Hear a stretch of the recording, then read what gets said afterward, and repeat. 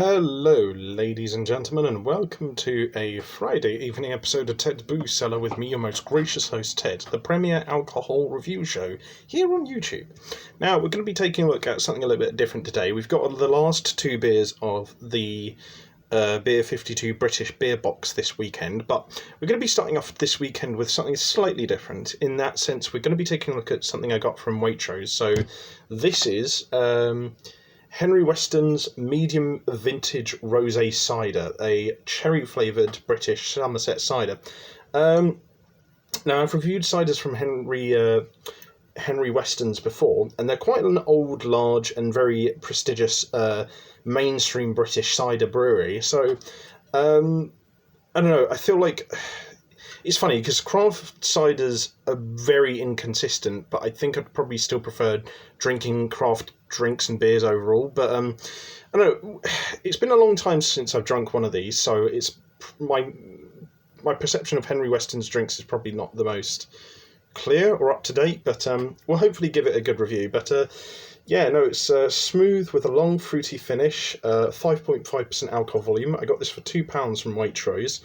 And it says on the back, in 1880, Henry Weston first started crafting cider from the bittersweet apples on his farm in Herefordshire. Oh, sorry, it's a Hereford cider, sorry.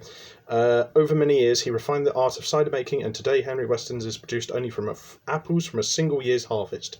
Our vintage ciders are always slowly matured and spend time in the traditional oak vats, which ensures an exceptional taste.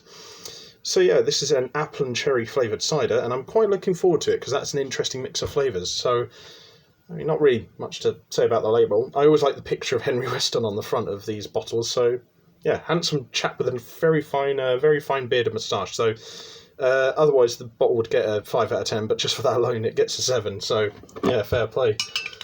Just crack this open and give ourselves a quick snifter of what this cider, smells like. It smells weirdly sour, actually.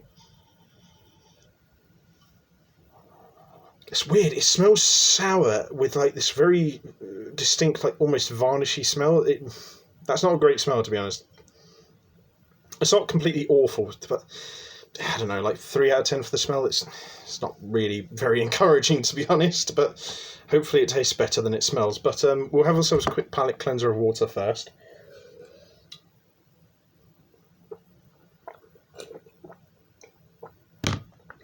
And then on to the most important part of the video, which is to see what this tastes like. So, bottoms up.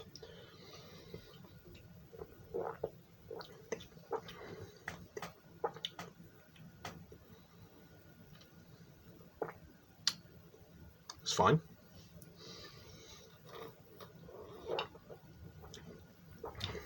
The thing is, with some Henry Weston ciders in the past, I thought that their finishes are a little bit too sharp and overly sour, and that kind of sort of hangs on the back of your taste buds a little bit and sort of like kind of ruins future sips of the drink.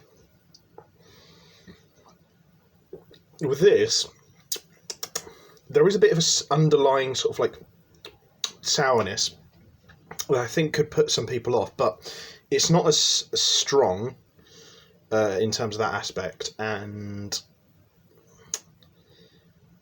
the flavour is probably a bit more balanced than some of the mainstream ciders.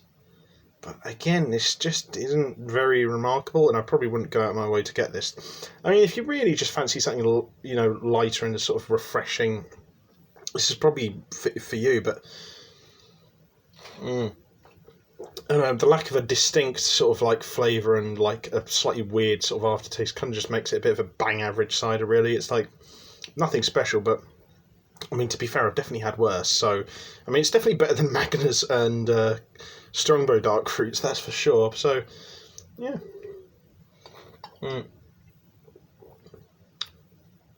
Yeah, I think I'll give it like a 5 out of 10. It's nothing special, but like the thing is, if you did get rid of that weird aftertaste and you made the sort of like cherry part of the flavour a bit more fuller and gave it a little bit of appley sweetness as an undertone sort of flavour, it'd probably raise it up to like maybe a 6.5 or a 7, but like, yeah, I mean, a 5 is, I mean, it's not awful, but it's not, I don't know, I wouldn't really say it's anything worth trying, to be honest. But then again, I mean, maybe your tastes are different to mine, so I don't know, try it if you want. I'm just not going to really buy this again because it's just kind of meh.